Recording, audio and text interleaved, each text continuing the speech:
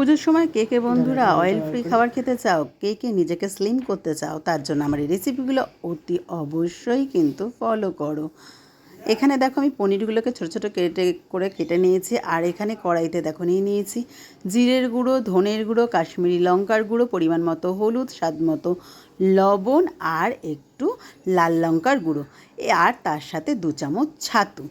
ভালো করে এটাকে আমি শুকনো কাঠখোলায় ভালো করে নাড়া দিয়ে নিয়ে তারপরে পরিমাণ মতো একটু জল দিয়ে দিলাম। জল দিয়ে তারপরে ভালো করে একটু কষালাম। কষানোর পর এখানে একটা আমি পেস্ট করে রেখেছিলাম কাজু বাদামের পেস্টটা দিয়ে দিলাম। কাজু বাদামের সাথে কিন্তু একটু দই দিয়েই পেস্টটা করেছিলাম।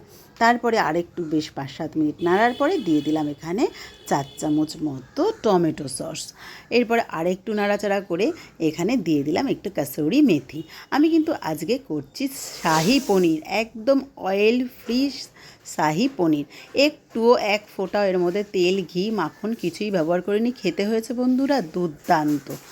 ভালো করে কিন্তু ফুটে গেলে এবার আমি পনিরগুলোকে দিয়ে দেবো। একদম দেখো পনির ভাজা না সাদা পনির। তো এত ভালো রেসিপিটা হয়েছিল। রেসিপিটা অ্যাকচুয়ালি দুষ্টুই বলেছিল, আর দুষ্টুই কিন্তু কালকে রেসিপিটা করেছিল। ওপর থেকে একটু এভাবে কাঁচা লঙ্কা দিয়ে দিলাম। বেশ 8-10-5 মিনিট নাড়ানোর পরে আমার রেসিপি একদম রেডি। খুব কম টাইমে এই অয়েল ফ্রি শাহি পনির তোমরা একবার করতে পারো, আর আমাকে কমেন্টে জানিও তোমাদের কীরকম লাগলো। চলো বন্ধুরা, টাটা।